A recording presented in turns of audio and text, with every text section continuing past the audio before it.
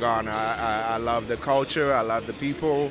I love our music, our dancing, and all of that. So it's really important for me. All I did today was talk about this at work, to come represent my country, where I'm from, any opportunity I get to let somebody know that, I am from Ghana, I do my best to, make that heard and be seen. So it's really good. It's really good that we have an event like this, and I hope, this is not the end of it, because I do have a son, and he's young now, but like when he grows up, I definitely want to be able to take him to these type of events so he knows about his father's culture, his people, and what we do. I mean, he's definitely going to go to Ghana, but for now, this is a way to let him, experience this kind of stuff.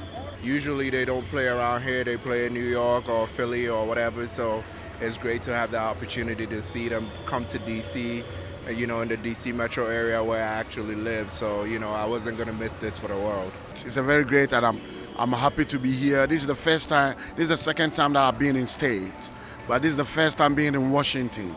Even though there's no much crowd at the stadium, but I'm very happy. The atmosphere, the people are very cool, they welcome everybody. So I think it's a very good thing. It is amazing. I mean, we've been watching them on TV, we've been watching them back home and everything, and this is like physical game, and we are over here seeing them physically playing the game, and we enjoying it.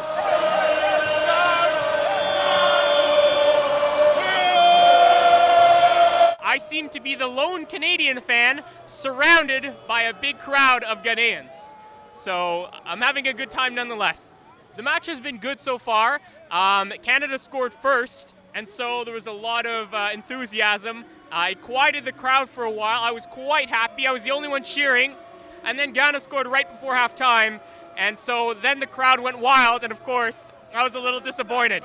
Soccer is growing in Canada at the grassroots level. A lot of kids play soccer, but unfortunately don't follow it up and become professionals in the same way as in other countries. Similar problem to the United States, but the United States has a bigger population, so they've got a bigger player base. Canada's got it's 10 times smaller than the US in terms of population, so they've got a smaller player pool. So it's always tough. The game is growing. The women's game has grown as well. Earlier in the year, there was the FIFA Women's World Cup in Canada, and that was a massive success. And I know the Canadian Soccer Association wants to transfer that enthusiasm as well over to the men's team, so hopefully both genders are progressing in the sport. I don't think Ghana was at its full strength, but at the same time, you can take this as, sort of a training.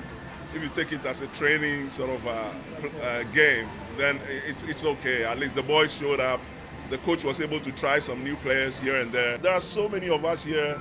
We get starved of football. I'm from a soccer family, so, anytime I see Ghana here, even when Ghana is playing, I try to organize, some of my folks just to watch the games. Okay. And, it's a good display, and it helps those local Ghanaian players too who are here.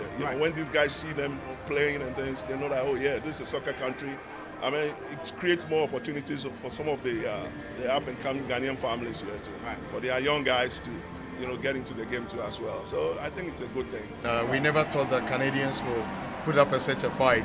Unfortunately, our ambassador refused to play, so that's why they tied the game. Yeah, at the press conference, I remember he promised that he was going to play for the team. So what happened to your selection? We should blame the coach for this, lapse. I should have played, and I'm sure if I had been there, I would have been the secret weapon for the Ghana team. Yeah. Scored all the goals that they missed. But it's been a good game. We've enjoyed it. We've been very well entertained. I think both sides have done very well, and especially the Ghanaian team. We are, trying to build up the confidence and everything so that when we go in for the African Cup, later on the World Cup, we'll be able to show the world what we are.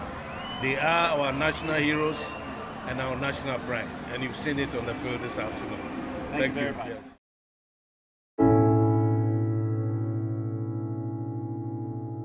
When I was 6, I had one thing on my mind. When I was 6, my days were spent playing basketball every chance I could. When I was 6, my dream was to make it to the NBA.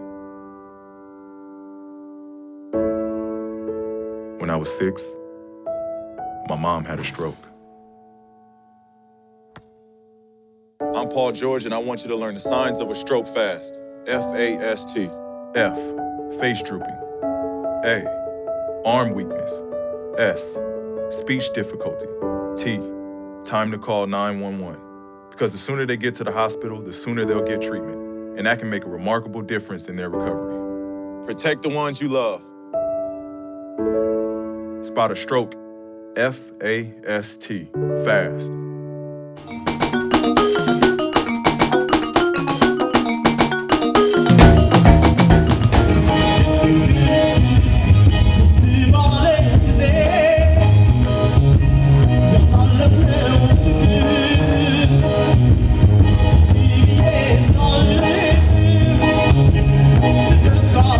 Sister City is a people-to-people relationship, establishing relationship with the people of Montgomery County and the people of Gondar Ethiopia. So we had an official signing ceremony there in Gondar, and today we're celebrating again the relationship that we've established for the last 3 years. But again, a way to really make sure that the community here in Montgomery County is aware that we do have a sister city relationship of the people with the people of Gondar Ethiopia. Ethiopia was the second sister city. So we started with El Salvador, which is the #1 country of origin of our immigrant population. Then Ethiopia was second. That's the #1 country of origin of our African immigrant population. And then China and India. When Ike Leggett was elected county executive, he said he wanted to build a bigger table. He wanted to involve more people, get people who hadn't been there at the policy table involved in Montgomery County to get engaged. And I went to an African American advisory group, and I said, where are the people from continental Africa? And they weren't at the table. Where are the people from the Caribbean? And they weren't at the table. So Ike Leggett's making sure that the African community is at the table. Daniel Koroma is our liaison from the county executive to the community. He's doing a great job. The Sister City program with Ethiopia has really been a great engagement tool to get lots of people interested in the work that we're doing in Montgomery County and get connected. People need to be connected. We have services, but people need to know how to reach those services. Gondar used to be the capital city of Ethiopia back in the days, and it's really old, has really rich culture, the people, and religion also, the Muslim and Christians, and you name it. It's a beautiful city, the weather, and that we felt it's really matched with the Montgomery County. Montgomery County is also it's a beautiful county which has so many opportunity, and we know that 1 in 3 born outside of the county. So that has it, and definitely has the match. So that's why we did choose Gondar. I think we're really still learning about how this will work out. There was one visit to Gondar, and I know that there's a strong desire on the part of the Ethiopian community to enable to build on the success that Ethiopians have had here in order to help folks back home. And I think with time, we'll be able to build a strong partnership. I'm involved now in making my second visit to El Salvador, where we have successfully shipped a lot of hospital equipment, medical equipment, to the hospital in El Salvador. And I think over time, similar arrangements can be made in a philanthropic, charitable way, where the community here can share its resources with the community in Ethiopia. And obviously the human relationships, getting to know each other better, understanding each other better, because we are a very diverse community, and it's very important that as we govern ourselves and interact with each other as friends, that we really understand where each of us is coming from. We come from many different places, but this is our home now. We have 3 areas of focus, which is cultural exchanges, and then we have education and health. Those are the other 2 areas. The way it really, let me give you an example. So during African Heritage Month, we have a group from Ethiopia that came and performed. So that's, again, as a cultural exchange between the people of Montgomery County and the people of Ethiopia. And so definitely we benefit from each other in terms of education. In terms of health, they probably benefit more because of, their health system is not as robust as our system. But again, it's a people to people. So the exchange of ideas, exchange in terms of cultures as well. In the long term, we're planning to use this method to have a partnership between Africa, so Ethiopia, Gondar, right? have that to another Western African countries or Middle Easterns, anywhere. So in the long term, planning to do that. I know it wasn't easy to select one country in the whole continent in Africa. Not only that, one city. As I told you, like 25 cities we pull out from Ethiopia, just Ethiopia. From there, 7. Then we had a judge, the Ethiopian community diaspora, so we select a couple of them to pick one city that will match with the Montgomery County. So when we go to present it at the African Advisory Group, so they can choose us, which is exactly they did. I think we are getting to the point to where we understand that we do better when we come together. More comes out of it. When we decided to have the contest, it was a friendly contest, it was fun. Ethiopia won, but it was still all of us winning.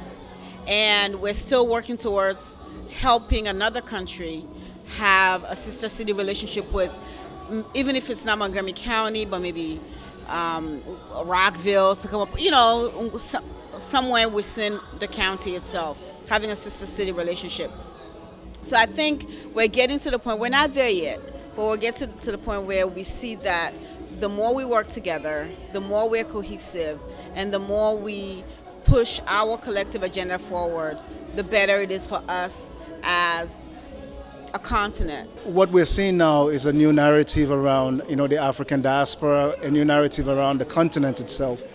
So really, I would say people in the continent are looking at what we're doing here in America, and as a result, they're replicating what we're doing here in Montgomery County specifically. This is Ethiopia's sister city, but again, it's not only an Ethiopian sister, it's an African sister city. So you have people from the diaspora who are engaged, who are coming and celebrating the sister city we have. So you're seeing the same thing. Again, Ethiopia and Kenya and other East African countries are coming together, but you also see in the West Africa, the ECOWAS as well, and in Southern Africa, the SADC, region as well. So these are all, as you see, things where people are really trying to come together, because they know by coming together, we will be able to strengthen not only the continent, but also strengthen our home here in Montgomery County as well. We think it's great that people choose Montgomery County and bring their abilities and their resources here. And so even as people make their home here, they maintain contact with families and loved ones and communities in the countries from which they came. And it's possible to have both of those, to have a strong identity from where you were born and grew up and originated, but also to be a very important contributor to the community here in Maryland. That's what we're trying to foster. Strong identity and involvement in the home country, strong identity and involvement here in Maryland.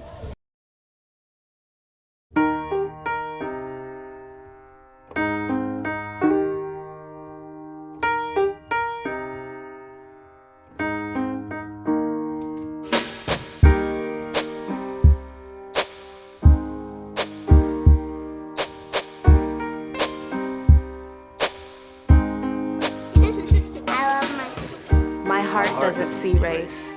Love is love.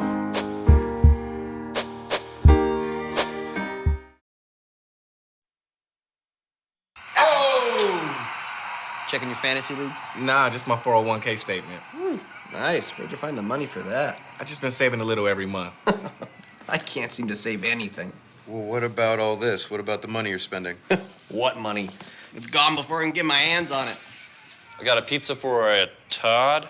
Hey, can somebody spot me? When it comes to financial stability, don't get left behind. It's 547. Get tools and tips for saving at feedthepig.org.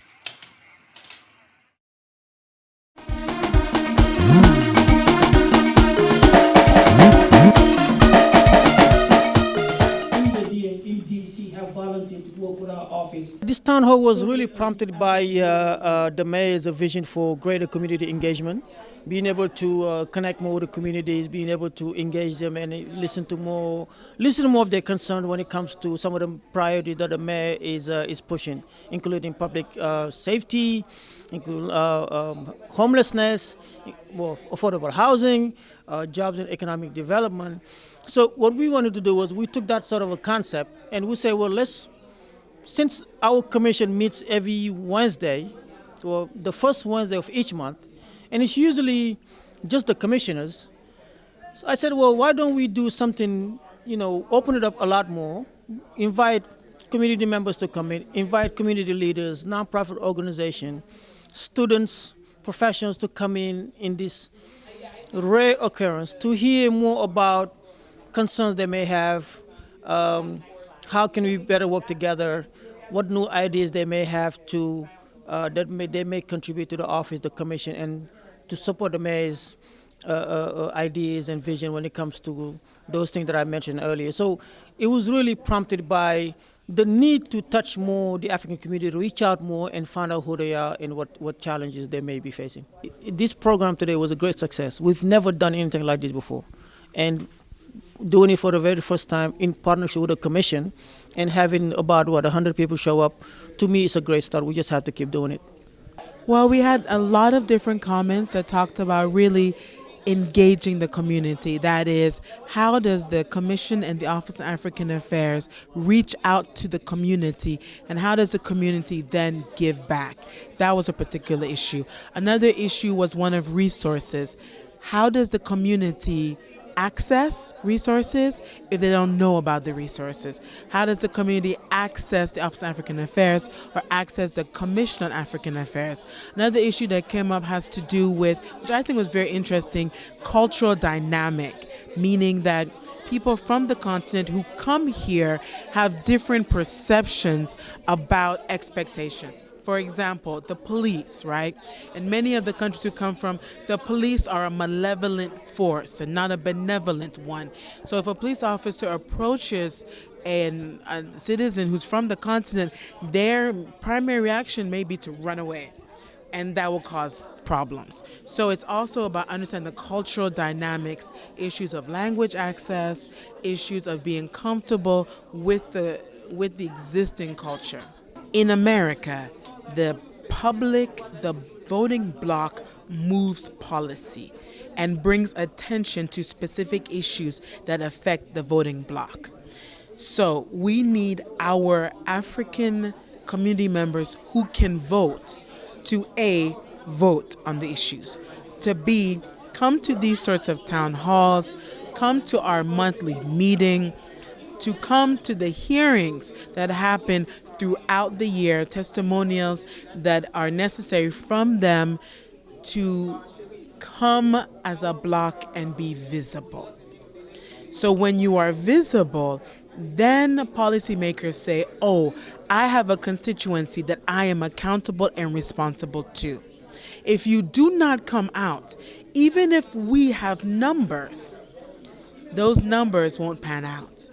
So we need individuals in the community to show their faces. 1. 2, we need them not to be afraid.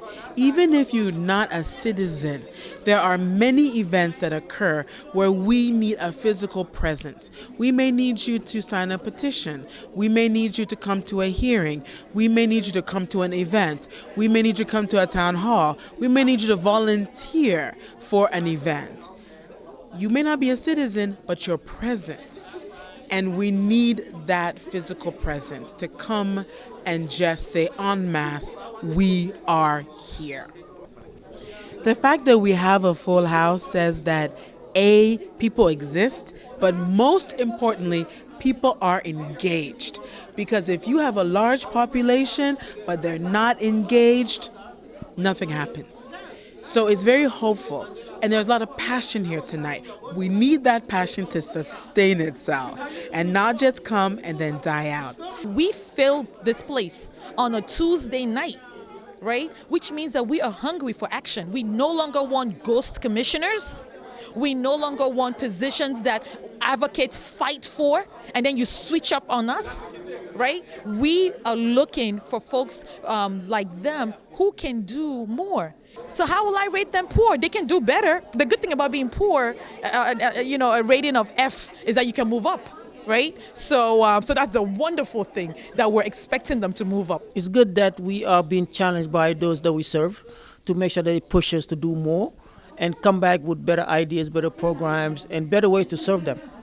We're happy that everybody came. It was a wonderful event. We're going to keep leveraging what we have. We're going to keep working with private and public partnerships. We're going to keep reaching out as much as possible. We also need individuals out there to be willing to work with us.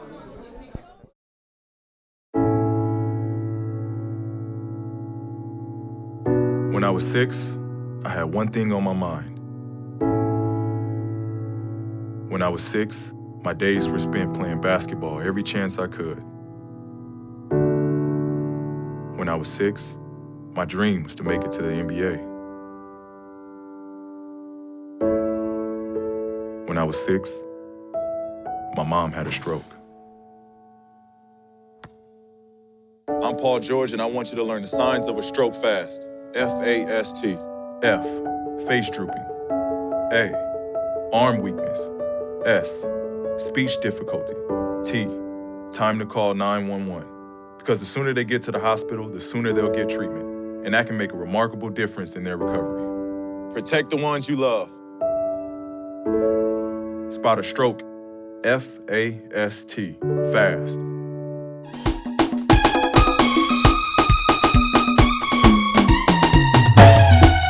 The objective of this program is to inform the African community about the resources available for better integration within the community. Dr. Samuel, it's very good to be with you tonight on the launch of the very important program that informs the community about county services. Is when we talk about American values.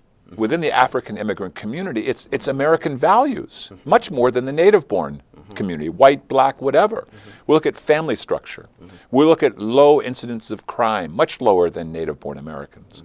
We look at respect, for, again, for elderly, look for hard work, multiple jobs, going to church, and all of these things, or mosque. It is at much higher proportions. And so, I mean, it's actually, we're learning about America through the hard work and through the dedication of African immigrants. When you put your child at school, your goal is to see them succeed. Absolutely. Ask them about their homework, check on their progress report, get in contact with their teachers and the school staff. Those are your great resources. Individual countries, individual organizations cannot do this alone. You have to build coalition. And you start with a very united organization that bring people together across the entire continental African landscape. And that's the first thing we have to do. The fact that we were able to hold this and people came, and as has been mentioned over and over and over, even in this inclement weather, people showed up for the politicians to see that we have the community. I think this was a very good event. Of course, given that I helped to do it, I wish it could have done better. So I see places where we can do much better. But yeah, this is a pretty good start. A lot of times, especially in the Washington metropolitan region, we're so focused on the national agenda and what's happening on the national level, except that, you know, whatever gets decided locally is exactly what impacts our lives directly, our children, our future. And so a key component, especially for the immigrant community, as we come from different backgrounds, perhaps from countries that have different political systems, turmoil in some cases, we tend to shy away from that. And in reality, there is no better sort of fast track to engaging and to making a contribution than to be involved locally. The mindset is we cannot make it. We're in a foreign country. This isn't our country, and nobody's listening. But if we start to show examples and begin to educate our people in terms of the power of the vote, the power of organizing, the whole approach that politicians have to a group of people, a voting bloc, and how that influences some of the decisions and policies. If we can educate our people, they'll start believing. Already, for instance, I saw some folks here. I saw, you know, the two very elderly ladies from Liberia who came in all of this rain in order to be here.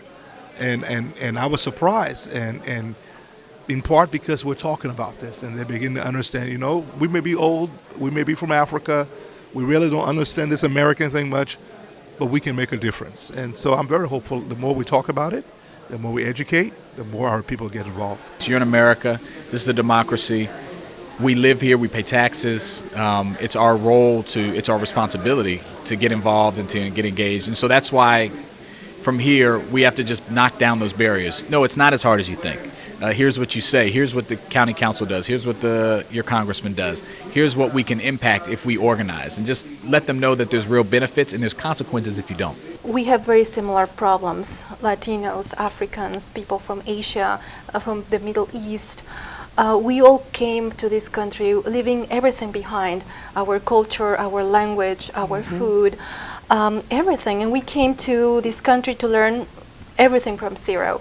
A new culture, we'll have to learn English, we'll have to find a job, we have to understand the legal system because it's very complicated, and you don't want to make a mistake because here it is enforced. You can you can get a fine or you can be arrested for making a mistake if you don't understand the law.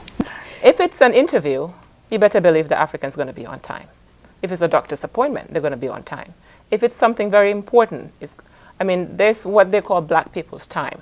Mm-hmm. That's a play on how late we get to certain functions, but I think it's to functions.